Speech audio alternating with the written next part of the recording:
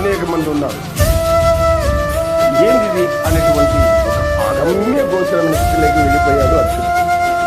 సహజంగా మనం మానవుల మనం చూస్తుంటే కూడా ఎంత వీరాది వీరుడైనా కూడా ఒక్కసారి భయం అనేది లోపల ప్రవేశిస్తే తర్వాత ఏమీ చేయడానికి పాల్పడతాం. ఒక రంగస్థలం మీద నాట్యం చేయాలంటే, నృత్యం చేయాలంటే, లేదా గానం చేయాలంటే అటువంటిది ఉండకూడదు. ఎందుకు ఏ భయం లేనప్పుడే మనకు జ్ఞానం, ఆ జ్ఞానంలో ప్రావీణ్యం, ఆ ప్రావీణ్యం మన చేత నైపుణ్యంగా మారి ఆ నైపుణ్యం చేత మనం అందరినీ ఆకట్టుకుని వెళ్ళిపోతూ ఉంటాము. నాట్యం కానీ, గానం కానీ, సాహిత్యం కానీ, సంగీతం కానీ, ఏదైనా కరకళ. ఇప్పుడు అర్జునుడికి అలాగైపోయింది.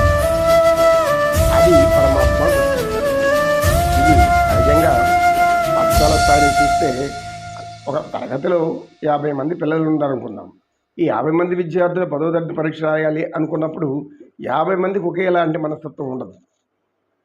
ఎందుకంటే వాళ్ళ పెరిగిన వాతావరణం, వాళ్ళ తల్లిదండ్రుల యొక్క పరిస్థితులు, వారితో ఉండే పరిచయాలు ఇవన్నీ గుణాలను మార్చేస్తుంది, గుణాలను మార్పు చేస్తూ ఉంటుంది.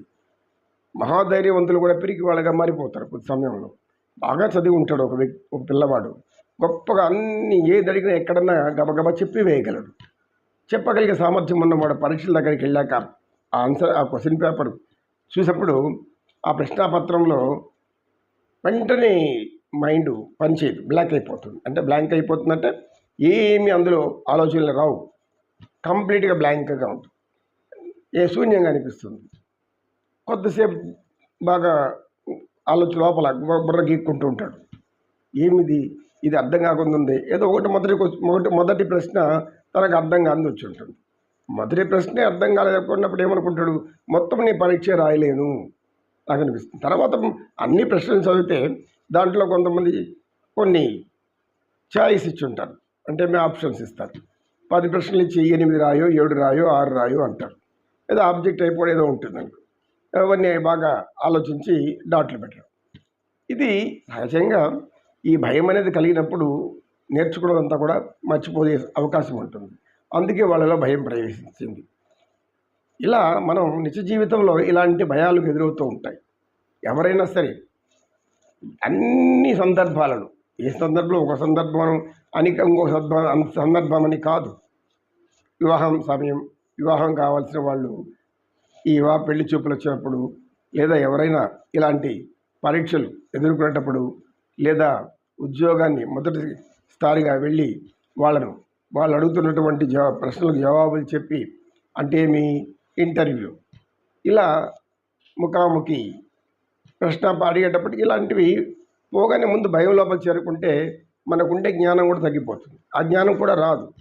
అందుకే ఇది భగవంతుడు అర్జునుడికి మాత్రమే చెప్పలేదు. ఇక్కడ శ్రీకృష్ణ పరమాత్మ అర్జునుడికి ఒక్కడికే చెప్పలేదు, భారతీయులందరికీ. భారత అంటాడు అంటే భారతదేశంలో పుట్టిన అవగాహన ఉన్నటువంటి ప్రతి స్త్రీ పురుషులందరికీ పరమాత్మ జ్ఞానబోధ. ఎంత జ్ఞానబోధ అంటే అటువంటి జ్ఞానబోధ. అందుకే ఏం చేయాలి, దీనికి ఈ పరిష్కారంగా ఏం ఆలోచించాలి? ప్రతి ఒక్కరు కూడా ఇలా భయం లోపల ఉంది, పిరికితనం ఉంది. ఈ పిరికితనం ఎందువల్ల వస్తుంది?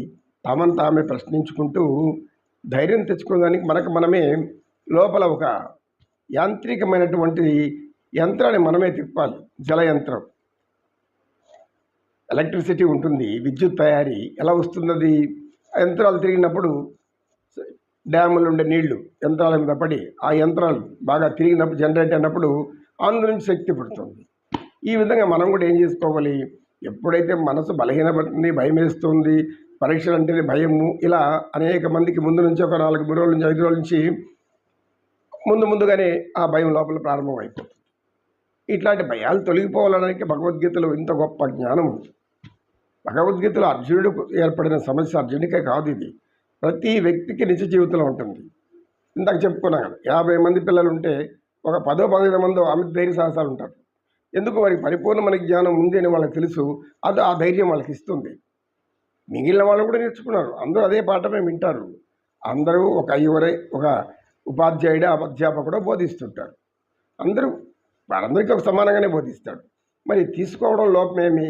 ఏకాగ్రత లోపం కావచ్చు, లేదా తీసుకున్నాక ఆందోళన, మనం రాయగలుగుతామో రాయలేమో, గుర్తుంటుందో ఉండదో, ఈ ఏమో ఏమో ఏమో అనే మన వాళ్ళు బలహీనం చేస్తుంది. కనుక ఎవరు కూడా ఏమో ఏమో అని బలహీనం కాకూడదు. Hit out or get out, hit out or get out అంటే ముందుకు దూకడమా, లేదు వెనక్కి పారిపోయి ఇంటికి పోవడమా, అంతే. లేదు మధ్యలో నిలిచిపోతే ఏమీ అర్థం కాదు. అట్లా ముందుకు పోలేక ఇలా వెనక పోలేకుంటే ఏం చేసేది? ముందు నుయ్యి వెనక గొయ్య మరిగా భయం వచ్చేస్తుంది. ముందు నుయ్యి అయినా పర్వాలు దూకుతాను, వెనకాల గొయ్యి అయినా పర్వాలు దూకేస్తే నాకేం కాదు అనుకుంటే ధైర్యం దాని ఇష్టంగా అది లోపలికి వచ్చేస్తుంది.